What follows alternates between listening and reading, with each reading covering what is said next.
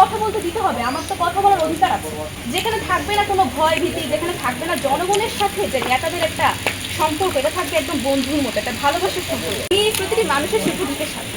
আসলে উনি হচ্ছেন একজন সংগ্রামী নেতা। ওনাকে সংগ্রামী বলার কারণ কি আমি বলি, আমি যদিও রাজনীতি বুঝি, তবু আমার বাবার কাছ থেকে শুনেছি যে উনি কিন্তু দীর্ঘজীবন কারাবরণ করেছিলেন শুধুমাত্র আমাদের জন্য, আমাদের মানুষের কথা ভেবে। তো আমাদের তো এরকম একজন নেতাই দরকার আমাদের জন্য, তাই না? দীর্ঘ 17 বছর আমরা স্বৈরাচারী সরকারের শাসনে ছিলাম, আমাদের কথা বলার স্বাধীনতাটা হারিয়ে গিয়েছিল, আমরা কথা বলতে পারিনি। যে আমি যে একটা কথা বলবো, কথা বলার পরে আমার মাঝে একটা সংশয় কাজ করতো যে তারপরে আমাকে কি জেলে ঢুকানো হবে নাকি মেরে ফেলা হবে। তো এখন আমরা একটু আশার আলো দেখছি, যদি আমাদের এরকম একজন নেতা হয় তাহলে তো আরও আগেই দেখব।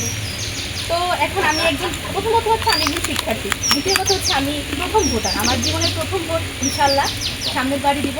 তা আমি অনেক আশাবাদী। তো আগে যখন স্কুলে বিশেষ করে জাতীয় সঙ্গীত পড়তাম, তখন আমি একটা কথা বলতাম যে আমার সোনার বাংলা আমি তোমায় ভালোবাসি। তো সোনার বাংলা কথাটা মানে এই না যে সোনা দ্বারা মোড়ানো দেশ। সোনার বাংলা মানে হলো এমন একটা দেশ যেখানে থাকবে না কোনো ভয়, থাকবে না কোনো সংশয়, থাকবে না কোনো দ্বিধা, এবং যেখানে থাকবে মানুষের কথা বলার অধিকার, যে আমি কথা বলবো, আমাকে কথা বলতে দিতে হবে, আমার তো কথা বলার অধিকার আছে। যেখানে থাকবে না কোনো ভয় ভীতি, যেখানে থাকবে না জনগণের সাথে যে নেতাদের একটা সম্পর্ক, এটা থাকবে একদম বন্ধুর মতো, একটা ভালোবাসার সম্পর্ক। তো আমরা সবাই তো এমন সোনার বাংলারই প্রত্যাশা করি।